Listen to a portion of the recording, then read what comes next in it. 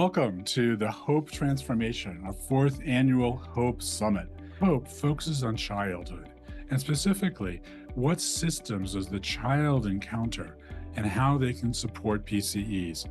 This is the basis for the Hope Care Transformation from the point of view of the child. We are delighted to have such a wonderful relationship with CSSP and Strengthening Families. Strengthening Families focuses on what systems does the family encounter. Do they identify, honor, and promote strengths?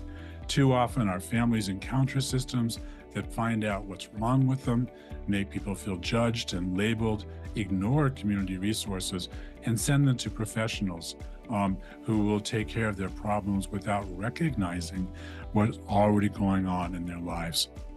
We're also part of organizational and systems change. The CDC's Essentials for Childhood is a wonderful example of that.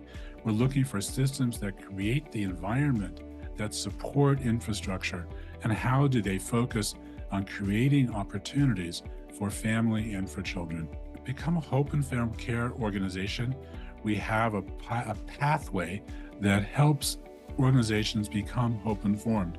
It starts with a leadership commitment to transform care through hope, identifying individuals within the organization or outside who can serve as facilitators, as champions, and then hope certification pivots on organizational self-assessment.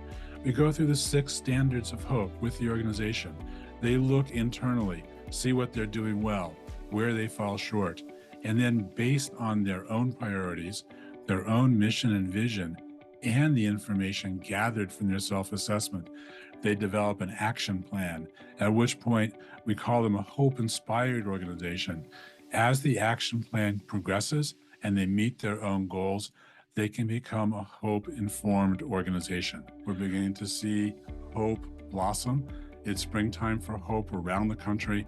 I'm convinced that we've just begun and that hope will be hatching over the course of this year. The work of hope is consistent with my beliefs, my ethos, what I need to do as a human being on this planet to bring about a socially just society in which all children and families thrive, which is what CSSP has been doing for the last 40 years. And to do this at CSSP, we center equity and anti-racism in all the work that we do. I'm always asking the question, how is it helping us advance health justice and economic justice and family autonomy? When I talk about the work of anti-racism, I talk about it in 3 parts. Anti-racism is head work, it's heart work, and it's hard work. Is that families often experience multiple forms of oppression as they engage with systems, institutions, policies, and people. And these can have compounding impacts on families' lives and well-being. The work we do is about reimagining how we support children and families. And to do this, we have to take an anti-racist approach.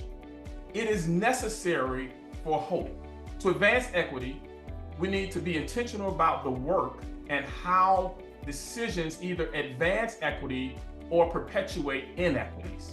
We have to center families who are marginalized or excluded by our systems and policies to create solutions that are more responsive to and successful for all families and communities.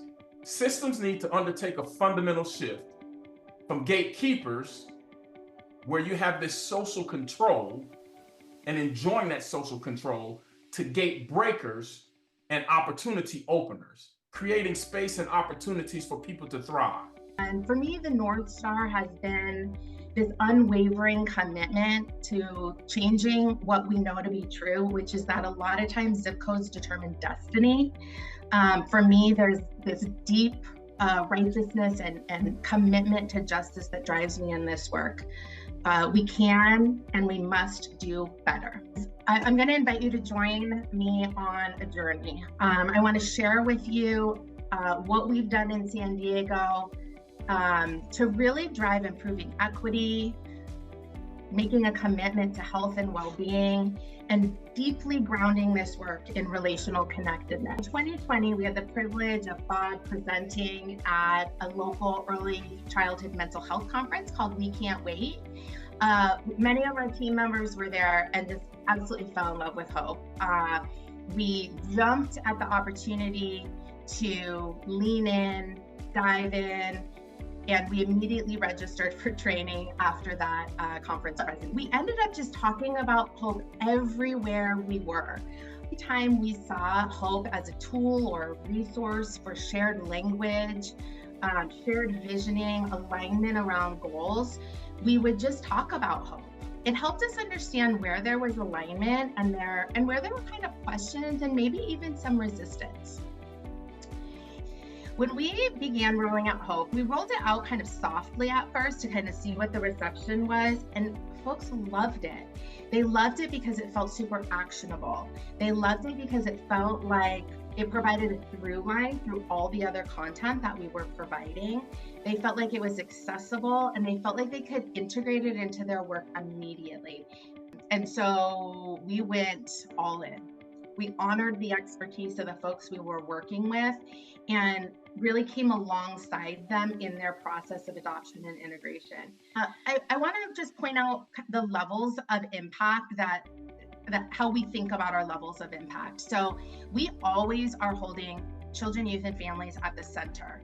They are the North Star for, we could do all the systems level change we want, and we could be feeling really good about ourselves. And if at the end of the day, experiences for children and families are not different, we have not been successful.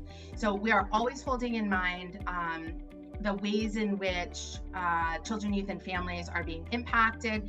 But we also recognize that staff need to be held and taken care of in the same ways that children, youth, and families do. And in order to do that, we have to work and support our leadership teams in different ways.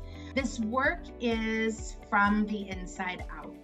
To embrace and embody hope requires some work sometimes on our own end, right? Reconciling with our own histories, our own strengths, our own challenges, thinking about those type 1 and 2 thinking approaches, and really challenging ourselves. For me, I've had to do some deep dives to show up in this space differently as a white woman, recognizing privilege, and again, just really thinking deeply about how do I use that privilege to make good trouble.